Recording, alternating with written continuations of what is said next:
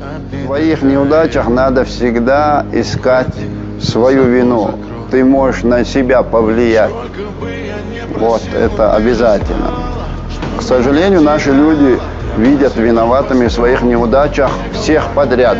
Зарплата у него маленькая, он не думает, что от его образования это зависит, от его трудолюбия это зависит, от его коммуникабельности это зависит. Он это не думает. Он думает, что вот президент нехороший, депутаты нехорошие, правительство нехорошее, поэтому я бедно живу. Может быть и поэтому тоже.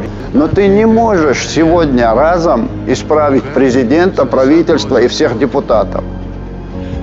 Поэтому жизнь очень коротка, чтобы адресовать все свои неудачи направо-налево. Поэтому надо находить то, на что ты можешь повлиять.